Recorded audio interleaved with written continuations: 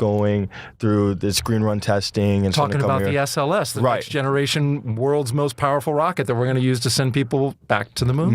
And then to Mars. Yeah. So it's been a whirlwind. I've learned about the SLS, the whole space program, the Artemis project, Orion, which goes on top of SLS. So it's been a whirlwind of a week. I've kind of seen, I think, all of KSC, but I know the next couple of days I'll continue to see more, and I'll continue to have my mind expanded by what's going on here. And it's truly amazing to see the innovation that's going on a daily basis. Absolutely. And the space history that's here when you're told that, like, this is where the rockets took off and took Americans to the moon for the first time.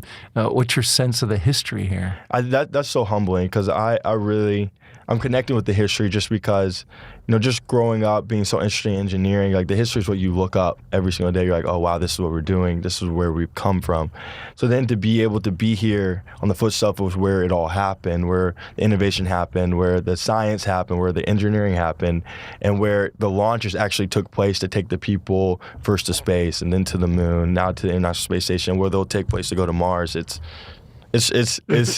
kind of, it sends chills down your back. I honestly, driving in every single morning and just seeing, because I'm at OSB 1, so it's the one right next to the VAB. Right. So and driving the vehicle assembly building, the iconic building building. Yeah. Driving in and parking in front of that building every single day, it really wakes you up when you get here. You get here at like 7 a.m., but you get out of the car and you see that. It's like, wow, there's so many people that have come before me that paved the way to what's going on here at NASA now. So just to, I know I'm not here for a long time, but to be here and just get a glimpse and be able to touch, what's going on here, it's truly an amazing experience. Now, you've only been here a short period of time. And for those who, if you've never met Josh Dobbs, he comes across, I just met him a few, minutes ago, but you come across as a very polite, very gracious with your time kind of person.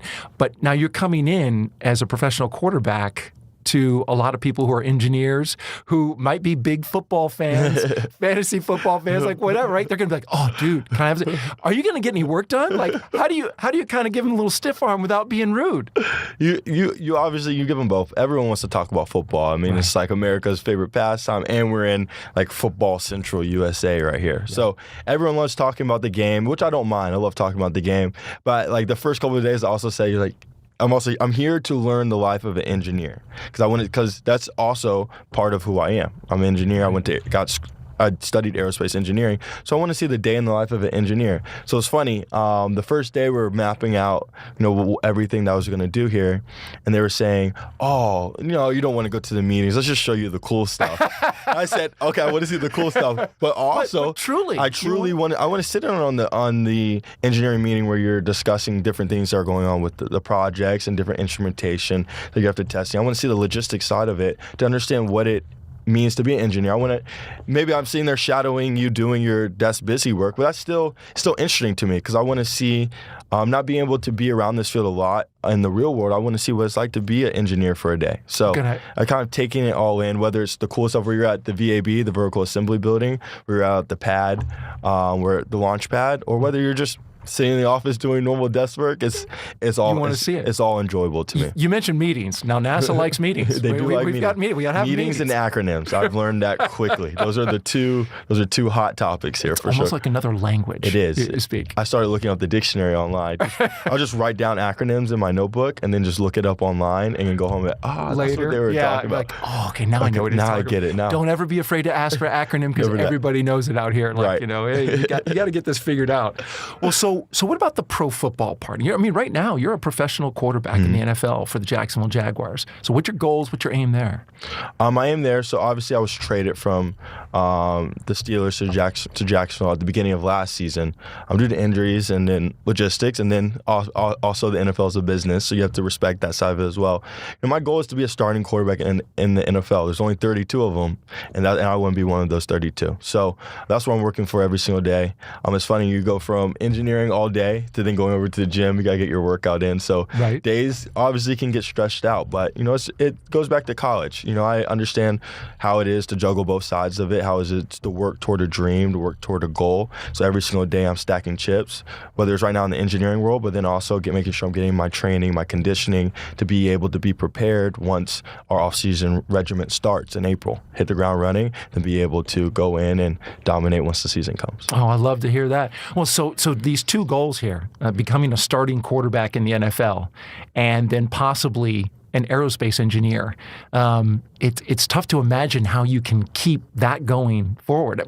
And to be clear, very difficult to get the internship. So how do these two branches keep them going at the same time? Well, of course, right now I'm a professional football player, and that's my focus. But the beauty about being a professional football player in the NFL and the NFLPA is they provide you with opportunities like this, an externship, where you can go and take 3 weeks of your time in the off season to immerse yourself into a field of your interest. So to have these 3 weeks to immerse myself into the engineering world is amazing. And then once this finishes and we're back to the grind where you're back on your training regiment every single day, throwing, lifting, running, you're taking each year and you're just building chips. So, obviously, like most interns, I'm not able to spend an extended amount of time, but I'll be able to have this opportunity to first learn everything that's going on at KSC, be able to see the big picture and see different subsystems. And then next year, I'll be able to grow on that. So, obviously, people think of like goals and they want instant gratification. Like, all right, I got to do both now, right? So I'm working on one now and then playing the long run for the other one. So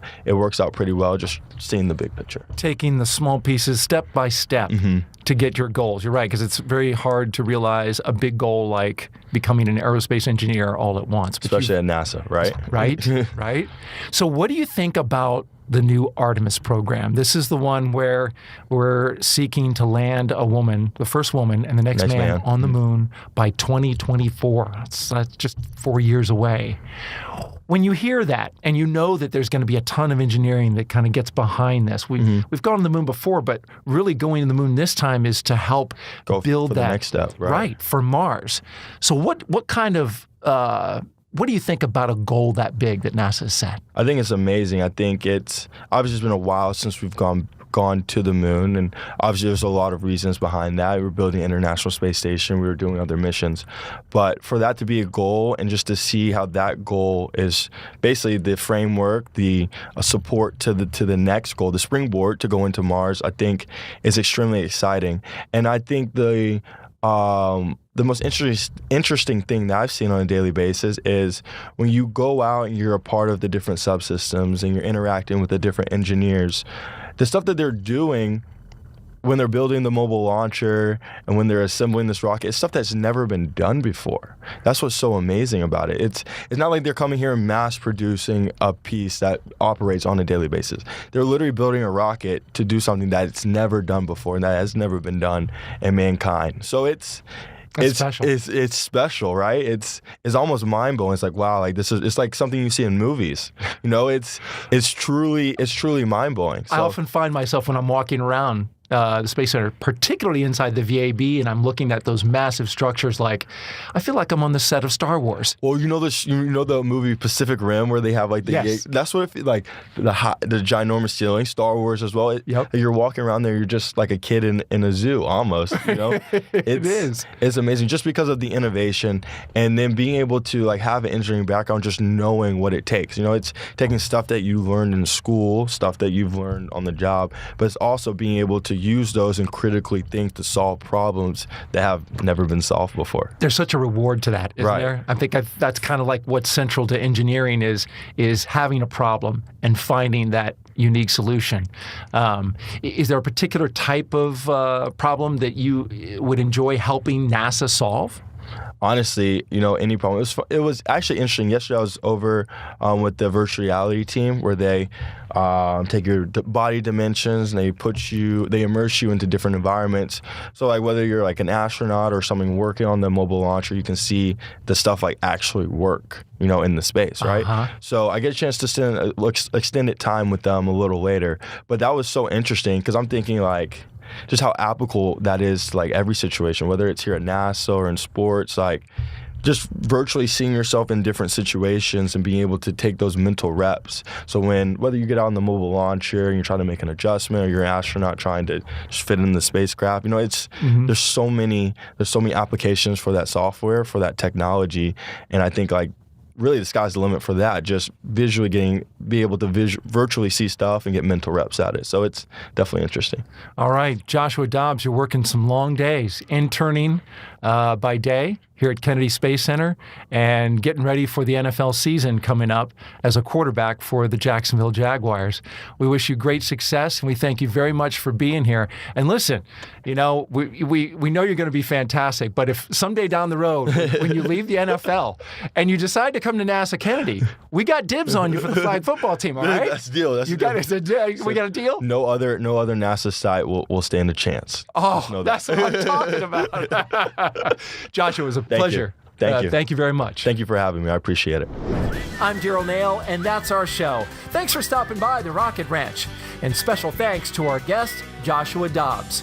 To learn more about NASA's intern program, visit intern.nasa.gov.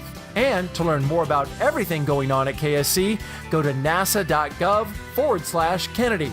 And check out NASA's other podcasts to learn more about what's happening at all of our centers at nasa.gov/podcasts. A special shout out to our producer, John Sackman, our sound man, Lauren Maythree, and our editor, Michelle Stone. And remember, on the Rocket Ranch,